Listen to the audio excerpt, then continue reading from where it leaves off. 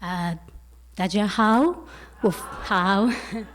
我非常高兴来花莲感恩 and I'd like to really to extend a heartfelt gratitude to Professor Hare and to all of you here at Tsuji, volunteers and Dharma masters, for your kind, warm, and generous hospitality. Thank you so much. It's a real honor to be here and learn about your organization. Thank you.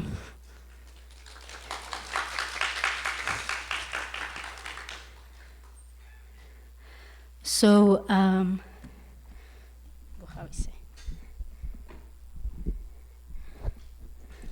So today we're going to explore a fascinating intersection of religion and historical production, the relationship between Buddhism and print culture in China. We'll be looking into how Buddhism shaped and was shaped by the emergence of print culture in China. And this isn't just a history of books or texts.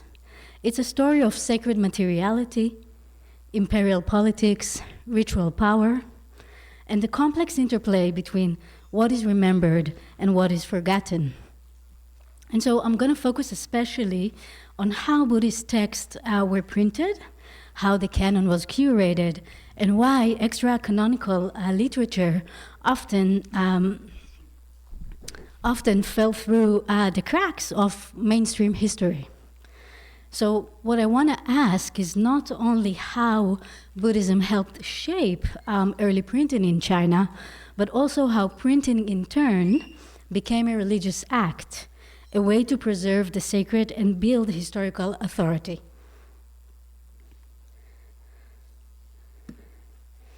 So let me begin with some guiding questions. How did Buddhism influence the development of print in China? What religious functions did printing serve?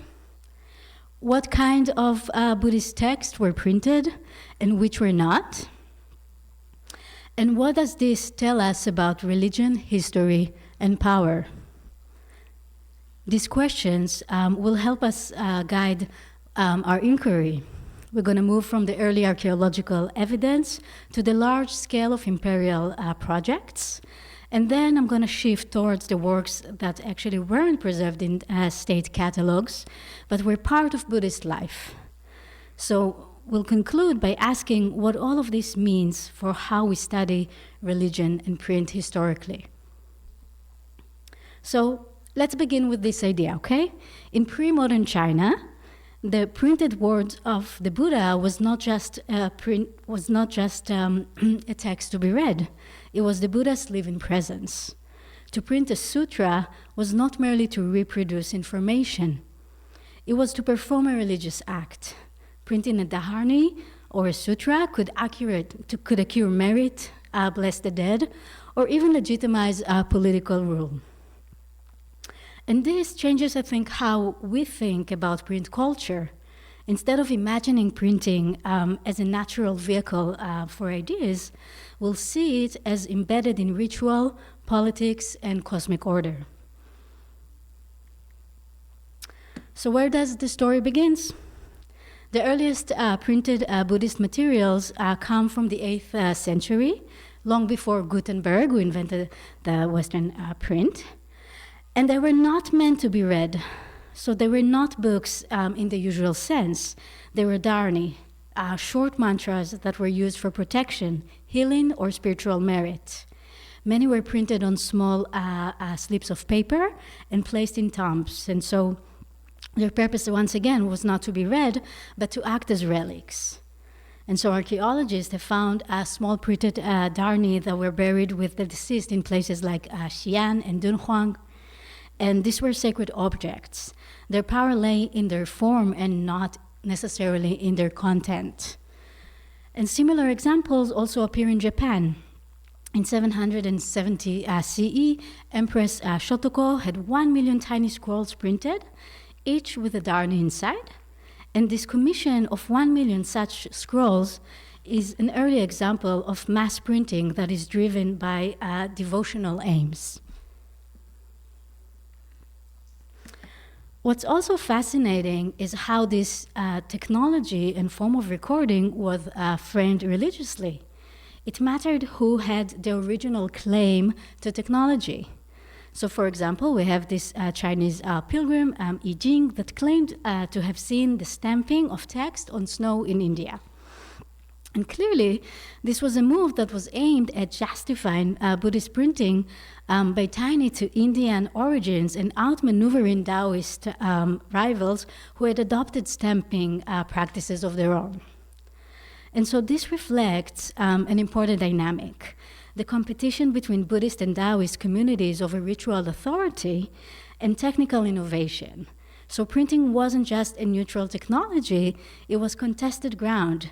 Each tradition sought to frame itself as the true heir to sacred power. So let's move now to the Buddhist canon. That was a major turning point in print history. In 1971, the Song Emperor Taizu sponsored the first complete woodblock printed edition of the Buddhist canon, known as the Kaibao Canon. It was a massive undertaking, over 130,000 blocks that were carved of over 1,000 texts. And so the name Kaibao refers to the era name of the Song reign at the time. And the project was based at the Kaibao Monastery in Chengdu, where much of the woodblock carving took place. And the final printed volumes were transported to Kaifeng, the Song capital then, and for imperial inspection and storage. And so this project was inspired by both spiritual and political motives. For spiritual merit, printing the Buddhist canon was seen as a karmically powerful act. The physical reproduction of the Buddha's teaching was thought to benefit not just the emperor, but the entire realm. For political legitimacy, after suppressing regional powers, Taizu used the canon to reinforce state authority and project benevolence. Like the Indian Emperor Ashoka, he used Buddhism to atone for violence and present himself as a moral ruler. And for institutional innovation, the project involved unifying textual traditions from different Buddhist regions, editing and standardizing the canon for the first time in printed form. And the result was monumental. Over 5,000 vessels of text were carved onto more than 130,000 woodblocks. The process took years and involved teams of scribers, editors, and carvers. And its influence also spread way beyond China. Korea later produced its own canon, the Tripitaka Koreana, that was modeled partly on the Kaibao. And later Chinese dynasties as well referred back to this edition as a foundational moment in Buddhist publishing. And yet, despite all the glamour, the Kaibao canon was not widely distributed. It was primarily intended for state use and symbolized orthodoxy and power, not mass readership. And again, this was not just about access to text, it was about power. And so, Taizu historically had just recently conquered Sichuan with brutal force, massacring tens of thousands. And printing the canon in Sichuan helped rebuild legitimacy and demonstrate Buddhist piety. And it was a symbolic act of moral compensation, echoing Ashoka's legendary, once again, distribution of Buddhist relics. Taizu was using printing to purify his rule. And so printing thus served both religious and imperial functions, and it created a visible symbol of Buddhist virtue and imperial benevolence.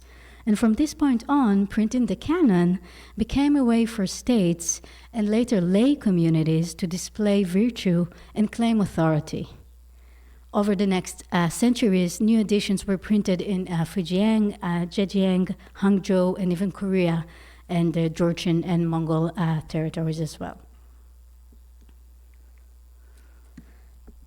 So, going next, in Ming times, both northern and southern versions of the canon were produced.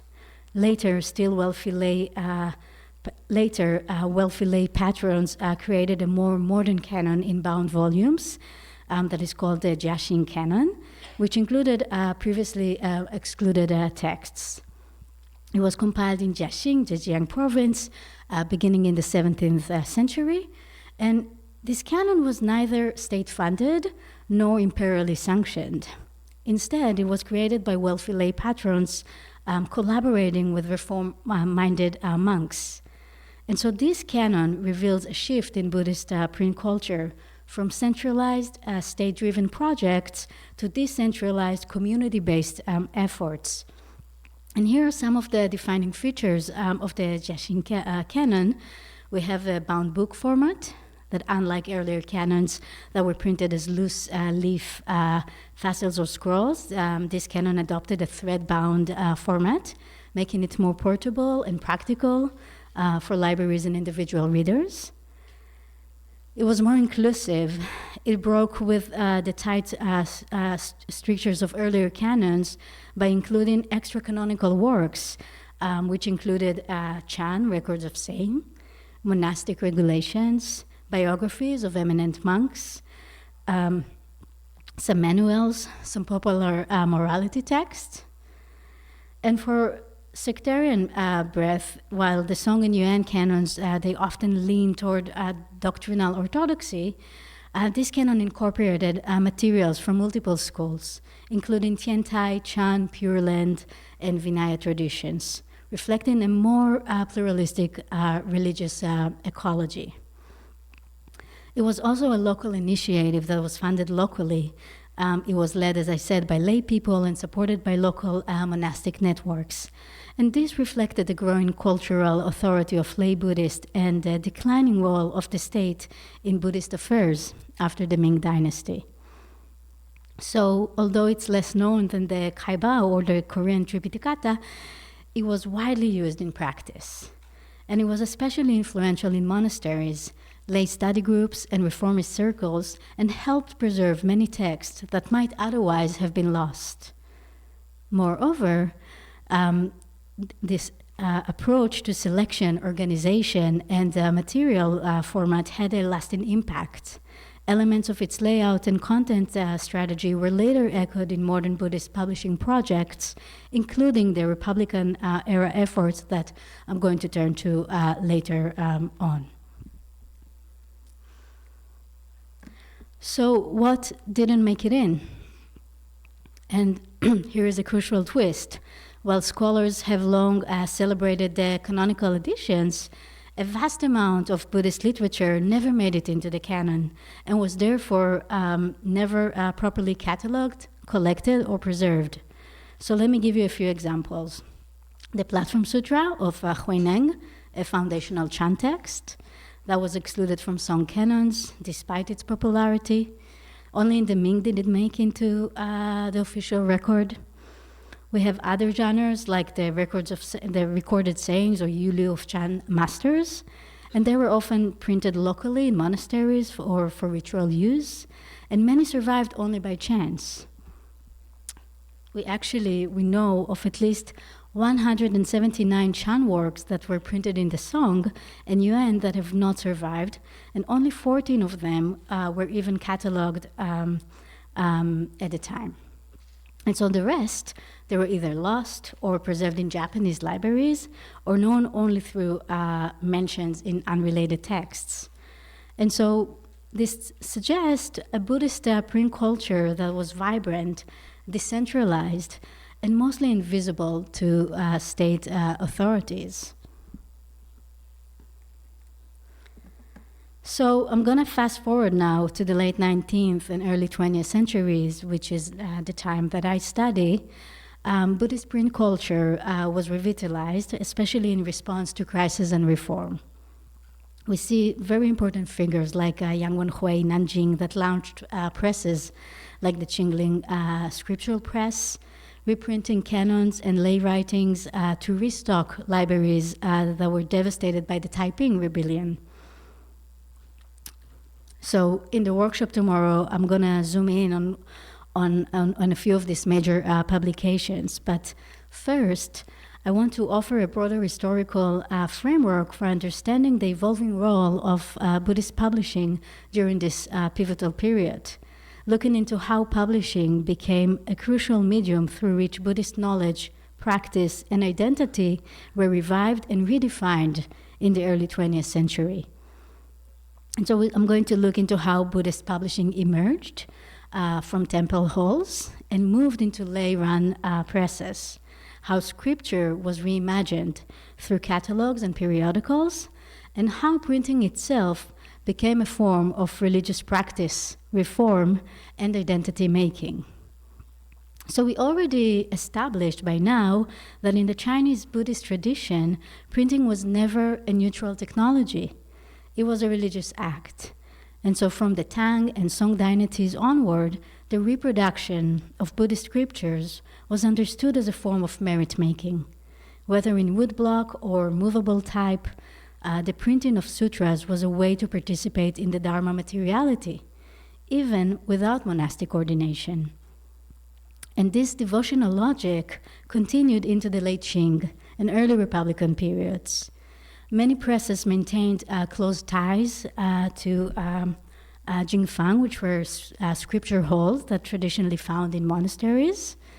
It refers to scripture halls, or even called sutra rooms, that were found in Buddhist temples that were dedicated spaces for storing, copying, and later printing Buddhist scriptures. These were often central to temple-based textual production before the rise of lay-run presses.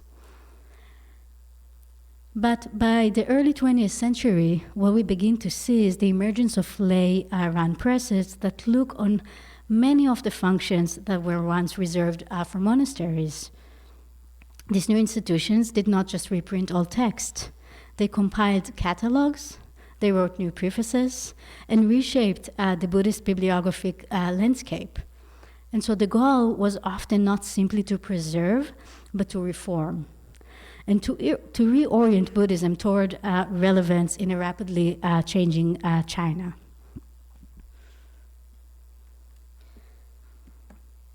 So one of the most important figures, as I said, in the story is Yang Wenhui, that sometimes is even called the father of the modern Chinese Buddhist revival. He was born in 1837, like your master, and 100 years before that, I'm sorry. And he was active during a time of immense social and political upheaval. So the Taiping Rebellion devastated Buddhist monasteries and their libraries, creating an urgent need for textual reconstruction. In response, Yang founded the Jinglin Scriptural Press in Nanjing in the 1870s, and his ambition was to restore Buddhist knowledge by reprinting lost or neglected scriptures. He relied heavily on transnational networks, importing texts from Japan and collaborating with scholars like Nanzhou Bunyo and even Protestant missionaries like Timothy Richard. So although he himself never produced a full Buddhist canon, his editions covered a wide range of texts, doctrinal, ritual, historical, and they were all aimed at a new kind of audience, urban lay intellectuals, many of whom were drawn to Buddhism not as a monastic vocation, but as a modern cultural and ethical resource. And so Yang's press really marked a critical turning point in the social structure of Buddhist publishing. Previously, the production of scriptures had been confined largely to temples, but under Yang's model, the press itself became the temple, a space for devotion, learning, and reform that was staffed by lay people, scholars, artisans, and donors. And so this transition reflects the broader emergence of lay Buddhism in the late Qing and Republican periods.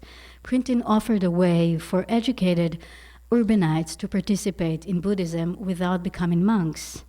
And it also allowed them to shape the future of the tradition by deciding which texts to publish, how to present them, and to whom.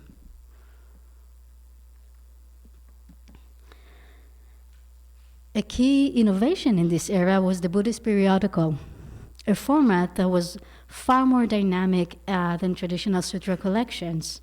Whereas a sutra might remain unchanged for centuries, a periodical was responsive. It could address current events, engage debates, serialize teachings, and build networks. The first major Buddhist periodical in Chinese was the Foshui Zongbao, or in English, the Buddhist Miscellany. And it was published from 1912 to 1914 by the Yojing Press, which their founder was one of Yang Wenhui's followers. And so this magazine, for example, marked a major shift in the presentation and circulation of Buddhist ideas. It was not tied to any temple. It was broad in scope and radical in tone, including serialized essays, reform proposals, commentary on classical text, biographies of important monks, and extensive book catalogs. In one issue alone, for example, the magazine listed 600 different titles that were available to order, which is a staggering figure that reflects both the breadth of Buddhist publishing and the bibliographic imagination of its editors. So the periodical also helped build a national Buddhist public, connecting readers in Nanjing, Shanghai, Beijing, and beyond. Contributors included both monastic and lay people. And in this way, the magazine helped create what we might call a Buddhist reading community, not confined to a monastery, but scattered across the urban landscape of early Republican China. But despite its popular format, it targeted mostly urban elites. Issues cost about 3 jiao, which is nearly 20 kilogram of rice at the time, making it unaffordable for most rural readers. But the Yojing Press that published the magazine really remained influential. And figures like Lu Xun and Liang Shimin, they regularly visited its branch in Beijing. And Liang Shimin credited, for example, the Foshui Zongbao for his own interest in Buddhism. So moving forward, during this same period, Buddhist publishers, they also began experimenting with new technologies, movable type, lithography, and photomechanical reproduction. One striking example is the Kalvanika canon, which was an ambitious effort that began in 1909 to produce a full Buddhist canon using movable type rather than wood blocks. Though never completed, it reflects a desire to modernize both the technology and the structure of Buddhist scripture. And I think it's important to note, however, that this modernization did not abandon tradition. Even as Buddhist publishers embraced mechanization, they returned long-lasting ideas about the merit of printing and the sacredness of the text. In other words, Buddhist print culture in the early 20th century was hybrid. It was modern in method, but deeply traditional in spirit.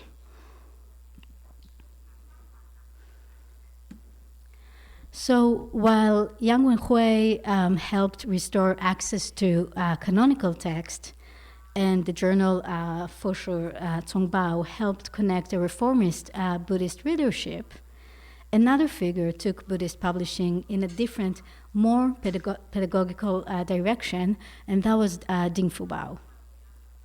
And he was a physician and a prolific editor whose life straddled classical scholarship and modern scientific thought. After an initial career in medicine and publishing translated medical texts from Japan, he turned seriously toward Buddhism around 1913. And his deepening interest in scripture fueled by personal reading rather than institutional training. And that led him to a crucial realization. Although Buddhist texts were now widely available in print, many readers had neither the background nor the tools to make sense of them. And so the sea of scriptures, as Ding puts it, was vast and overwhelming. And in response, he created one of the most ambitious Buddhist publishing projects of the Republican period, which was the Foshui Zongshu, or Buddhist Studies Collectina, that was issued between 1918 and 1923. And this series was not aimed at simply reproducing canonical text. Rather, it was designed to teach people how to read them. It included annotated sutras, beginners' manuals, lexicons, miracle tales, and doctrinal introductions. And so Ding envisioned reading as a form of self-cultivation, akin to medicine for the soul. He famously compared Buddhism to a therapeutic science prescribing cures for spiritual maladies. Drawing from the Kaozheng, which is evidential research tradition, he emphasized precision, commentary, and historical awareness. His exegesis relied not on personal revelation, but on a vast corpus of classical sources, allowing texts to illuminate each other. For example, his annotated editions of core sutras, such as the Heart Sutra and the Diamond Sutra, are intercepted with rich commentaries that were designed to walk novice readers through doctrinal complexities. He even created one of the first modern Buddhist dictionaries in Chinese, the Foshui Zidian, which remains a reference tool to this day. So importantly, Ding saw Buddhist learning not as the sole province of monastics, but as something any literate layperson could and should engage in. And in this way, he embedded the democratizing impulse of modern Buddhist print culture, making the tradition legible, navigable, and relevant to the modern world. Unlike earlier publishers who focused on making texts physically available, he focused again on making them understandable. And his work complemented the mass reproduction efforts of presses like Yang Wenhui's Jingling, and responded directly to the concerns of a new Buddhist readership that was urban, that was educated, and often unaffiliated with temples. And so, if we want to think about the legacy of the modern era, we see first that one of the most fascinating aspects of this period is the making of global Buddhist networks. Yang Wenhui's success as a publisher was made possible by his engagement with Japanese Buddhists, British Orientalists, and even Christian missionaries. And so these cross-cultural exchanges, they helped reshape the Buddhist canon and reintroduced long-lost texts to Chinese readers. And these transformations, this global engagement also blurred the line between religious conversation and cultural transformation. Readers of Foshui Zongbao may not have become devout Buddhists, but they converted to a modern Buddhist identity, one that was rooted in print, in reform, and transnational exchange. Another major takeaway that we can think of is the role of printing in empowering lay practitioners. In earlier centuries, Buddhist learning was largely confined to the monastery, but in the early Republican period, lay people gained unprecedented access to texts. They could read sutras at home, join study groups, and even become authors and publishers themselves. And this democratization of knowledge transformed the relationship between text, practice, and authority. It allowed for new forms of lay piety, but also for new forms of religious leadership. People like Yang Wenhui, who held no monastic title but played a foundational role in shaping Chinese Buddhism. And so the world of Buddhist publishing is no longer visible in its original form. Many of the presses were closed during the war years. Others were shut down under the communist rule.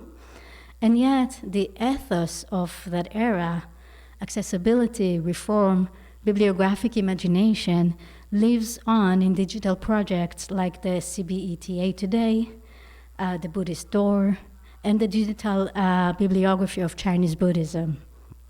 And so today, just like in the early 20th century, print and now digital reproduction remains a powerful tool for defining what Buddhism is and what is it for.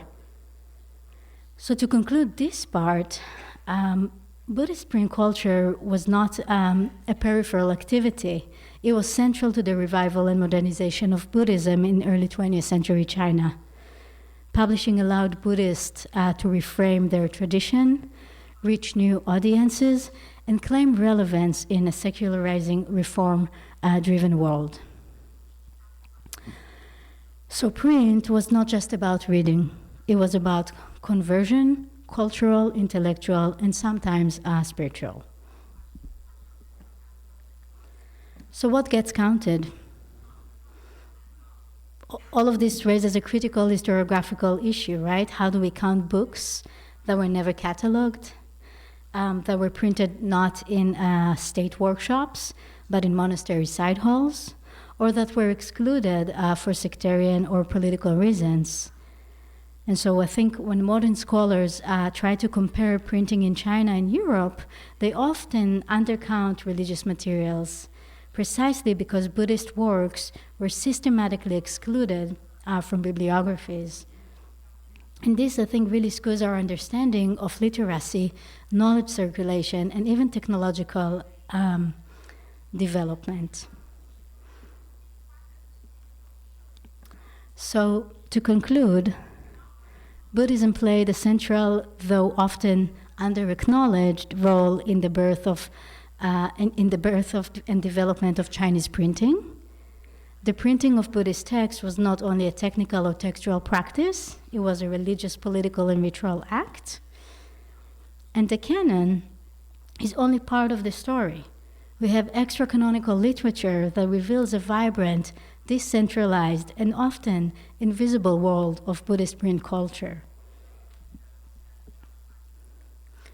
So I'd like to conclude and raise, some questions for us to think of and to discuss today or tomorrow, and that is, what does it mean to treat print as a ritual act? How might acknowledging extra-canonical texts reshape our understanding of Chinese religion? And what lessons can we draw for digital preservation today? Thank you. Thank you, Dr. Shahaf. 非常感恩 Dr. Shahaf 为我们讲解佛教这个古远的历史的这个印刷的文化跟一些来源。那我们现在呢开放提问时间，如果您对我们的讲师的内容有问题的话呢，我们可以提出来。那欢迎用中文提问。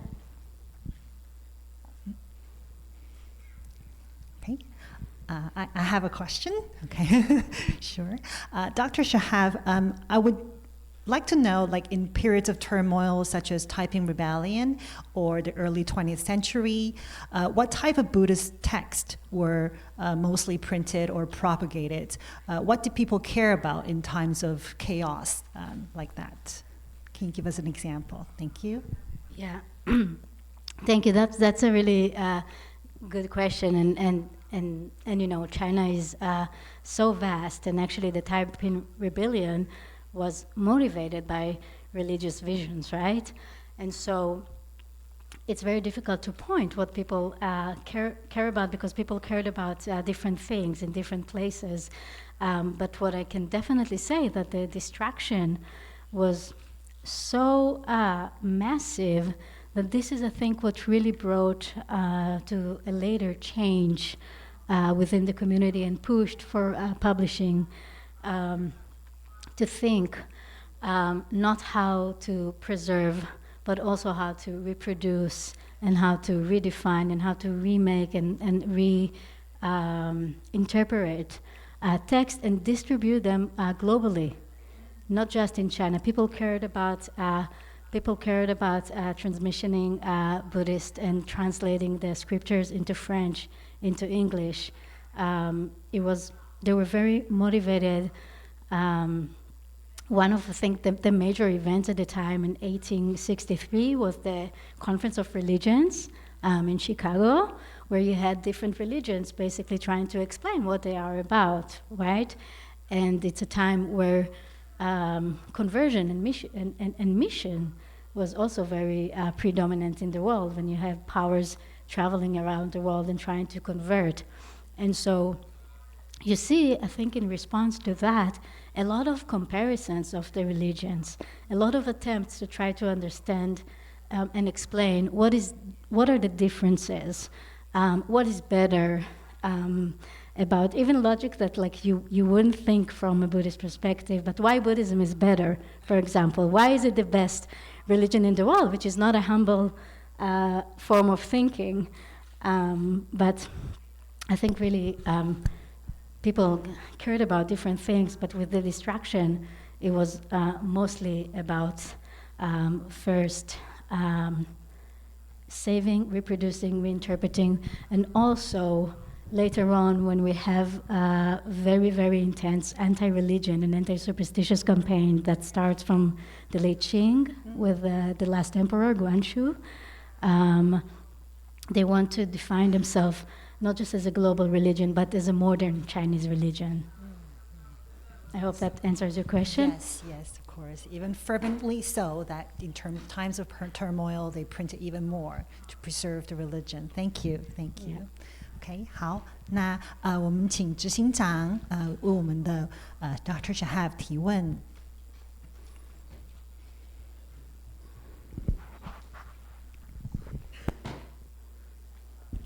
So thank you very much for your excellent speech. And actually, let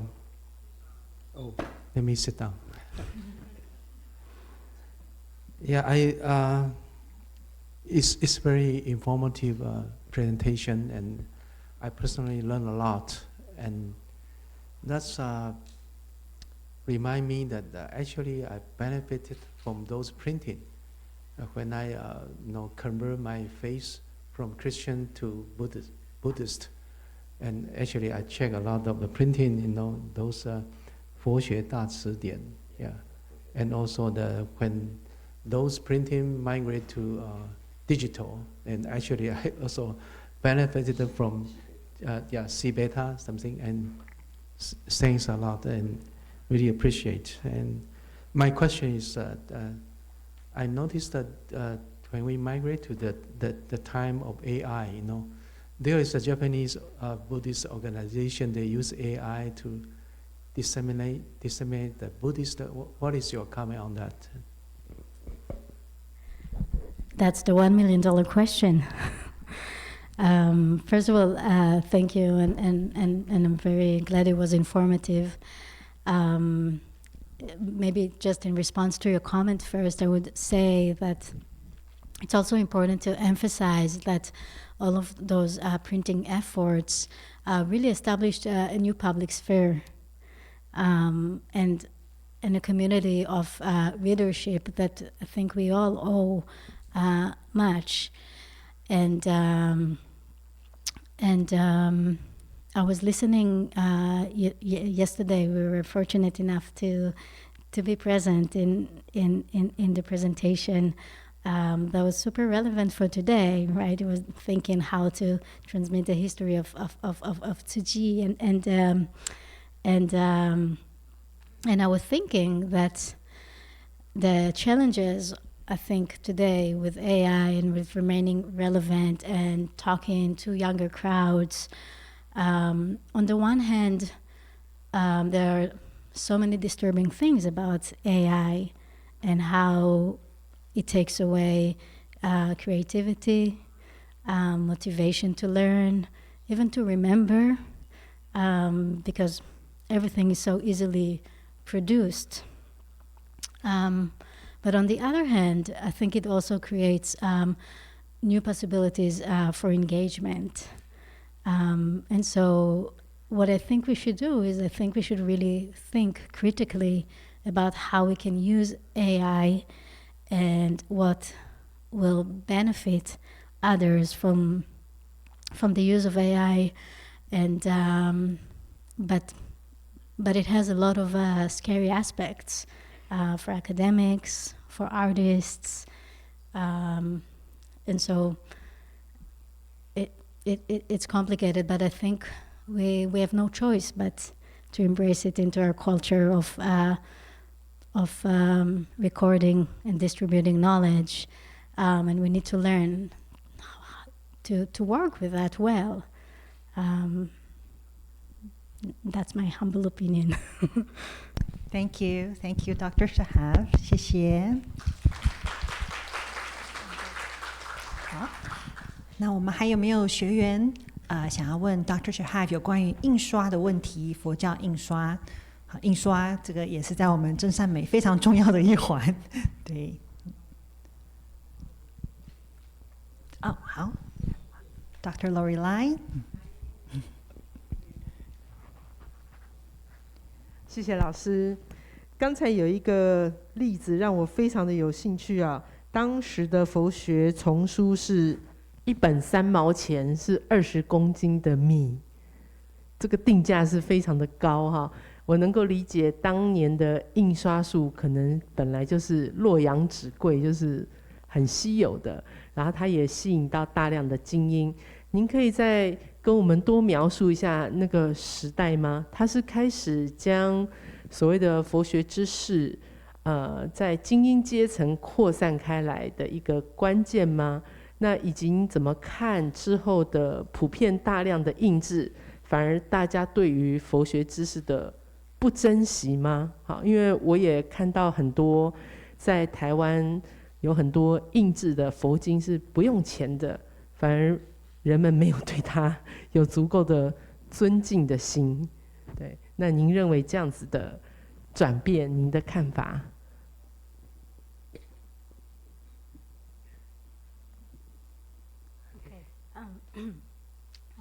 Thank you very much for your question. Just to make sure I understand, your first question is about print culture in general and how it advanced and influenced.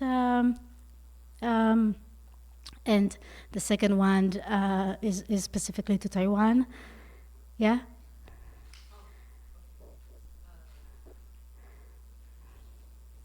我想会有2个层次哈。第一个就是当它变成是一个难以取得的啊，因为它价格非常的高，对，难以取得，而且它也非常的稀有。那它在精英阶层的扩散，对于那个世代来说，是不是变成格外的重要？因为精英他拥有的社会资源、资本相对的也丰富许多。那佛教的知识的传播在由精英开始来做主导，或者说由精英来做传播的时候，是不是也发挥了一个很好的效用？就那个时代这么做真的有帮助吗？有多大的效用？好，那第二个是在现在很多的佛教的经典是不用钱的，你可以很容易取得。对，以及您在生活中您的体会不一定是台湾的经验。对，那这种越容易取得的，似乎大家的珍惜度也就不同了。Maybe you， 你可以帮我。There's like 2 ends of the questions. One among the elites and one that's free. Yeah, free for access. Yes. Yeah. So the question of access. Maybe we can take the question of access to both parts of your question. To the first part about canon printing and their distribution, and perhaps how, now, as you say, in Taiwan it's free and it's available and it's very accessible, and perhaps what is the impact of that. So I will say honestly, for the second question, I don't know. But I'd love to learn more about it. But the question of access is always complicated. First of all, because the texts are difficult, and this was one of the issues that in the modern period a lot of lay practitioners were trying to address. And as we know, the texts that were canonized at first and stored, they were not accessible. They were very much, as I said, about imperial power, about legitimacy. And so I think actually, one of the merits is the accessibility. I think that monasteries created within their local communities. And later on, in addition to a vibrant print culture that was emerging, there was this notion of engaged Buddhism, right? How can the Buddhist institution become socially relevant and socially engaged? And in that sense, I think the monasteries had a very important role in creating space in creating social space for communities to come together, to learn with their own schools. And so I think that, the question of accessibility is complicated, and it changes during the times, but it's always important, especially when we think about, the writing and the distributing and disseminating of text, how we're making it accessible and to whom. And we have no control perhaps on interpretation, but we do have control about access. And that is very important, I think, to remember. Okay. Thank you, Dr. Shahaf. 非常感恩我们 Dr. Shahaf 为我们的解说。那我们现在呢，要恭请德曼师父为我们。Oh yes, sorry, I'm sorry. Yes, Dr. He. Well, thank you, Professor Nataly. Wonderful speech. I got a question is, according to your research, upon last more than 2,000 years of the sutra and the new kind of interpretation from the disciple and the Dharma masters from different regions around the world. But sort of all the sutras more likely, in a circle. In compared to Islam, you can see the Quran, only one book, but they apply to the secular world, apply to the real world. That kind of application sort of rarely happen in Buddhist Sutra. Am I understand rightly, according to your research? Well, and maybe why? Yeah. No, I think it's a very interesting perspective, and I think it's we cannot talk about one Buddhism, right? There are so many different sects, and there are so many different texts, and this is perhaps somewhat different than having one Quran or having one Bible, and of course a lot of books in it and a lot of interpretation, and not one narrative, but when you have different sects that dedicate themselves, I think, to specific text, right? Like the Lotus Sutra, and so on. I think, for example, when some texts transform the practice into something that, if you can only just recite the name of Amitabha Buddha, that becomes something that speaks to a lot of people, right? Because it becomes something very simple to do and something that everyone can do if they want. And so I think that the text talk differently on that sense. In the Chan tradition, Buddhism is part of everyday life. Everything you do is a practice: gardening, drinking, thinking. And so I think every school takes it differently, but there are absolutely attempts to make it more engaging. Yeah. Thank you, Dr. Shahaf. 好，那我们现在恭请德曼师父赠送讲师结缘品。We would now like to invite Dharma Master Deman to present a gift to Dr. Shahaf。好，非常感恩讲师为我们细细道来，为我们说明中国佛教与印刷的典故，好，也让我们知道，哇，原来这么多年前这个经典这么的昂贵。好，感恩，感恩。Please look at the camera。OK， 感恩师父。